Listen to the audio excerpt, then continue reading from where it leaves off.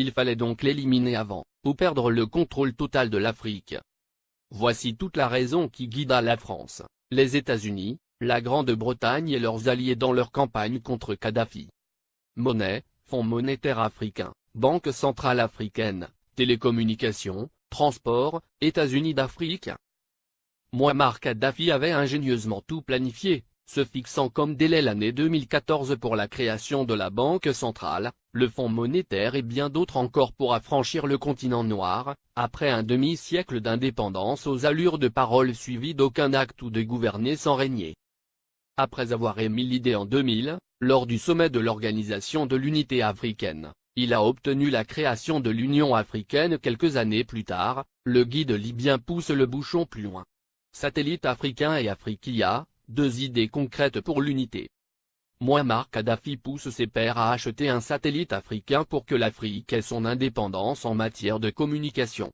Il préfinance cet achat avec plusieurs centaines de millions de dollars américains. Il s'est dépensé sans compter.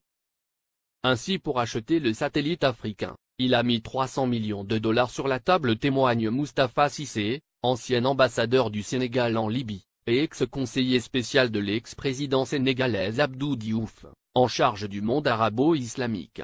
Le guide de la Jamaïria libyenne offrit ainsi Rascom CAF 1, le premier satellite de télécommunication entièrement dédié au continent africain et ses îles. Il a été mis en orbite le 20 décembre 2007. Cela a été le premier lancement de l'histoire pour tous les pays africains. Kadhafi lance également la compagnie de transport aérien, Afriquia Airways, qui assure la liaison entre les capitales africaines et régions du continent. La compagnie offrait 4 vols réguliers entre Tripoli et Dakar, Abidjan et Le Caire, et bien d'autres. Beaucoup de gens utilisaient la ligne Afriquia pour aller à Paris.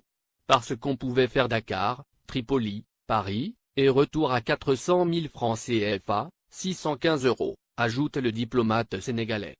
Alors Tripoli était devenue une plateforme de communication entre l'Afrique, le monde arabe et l'Europe.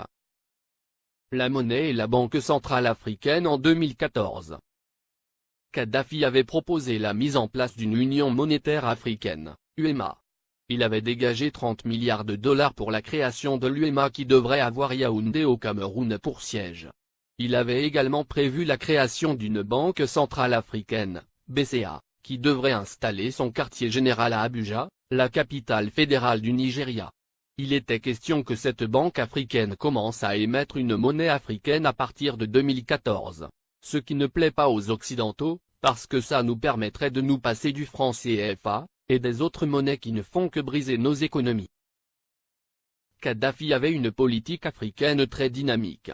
Du Sénégal au Tchad, en passant par la Guinée, la Côte d'Ivoire, le Ghana, le Libéria, le Bénin, le Togo, le Nigeria, le Niger, le Mali, etc.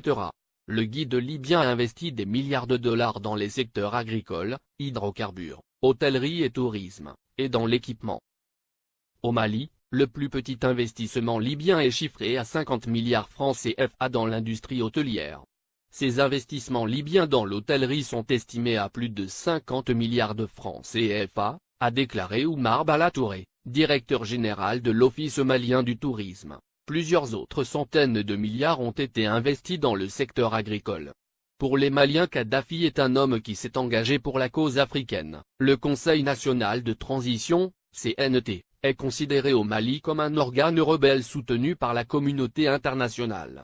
Dès le début de la révolte à Benghazi, et l'entrée de l'aviation étrangère, des associations musulmanes et des partis politiques avaient organisé à Bamako des manifestations de soutien à Kadhafi, dénonçant une invasion occidentale. Le guide libyen a, par ailleurs, dégagé plusieurs milliards de dollars pour la création de banques sahélo-sahariennes au Sénégal, Mali, Niger, Mauritanie, Tchad, etc., et le rachat de plusieurs compagnies occidentales en Afrique pour réduire leur emprise sur les économies du continent. C'est par exemple le cas de Mobil Oil, du groupe américain, ExxonMobil, qui est devenu Oil Libya dans la majeure partie de la sous-région ouest africaine. La Guinée-Conakry doit sa toute première chaîne de télévision à Mouammar Kadhafi. Il le lui a offert au nom du peuple libyen comme présent au peuple frère de la Guinée en 1979.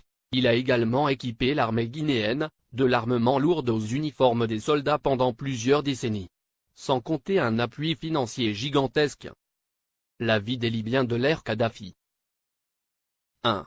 La Libye était le dernier pays sur la liste des pays endettés, la dette était à 3,3% du PIB, en France, elle était à 85%, aux USA à 88,9%, au Japon à 225,8%. 2.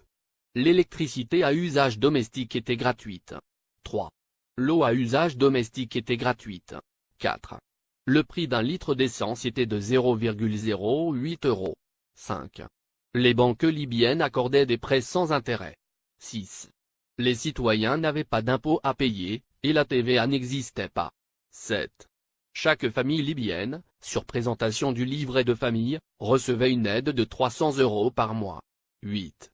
Pour chaque étudiant voulant faire ses études à l'étranger, le gouvernement de Kadhafi attribuait une bourse de 1627 € par mois.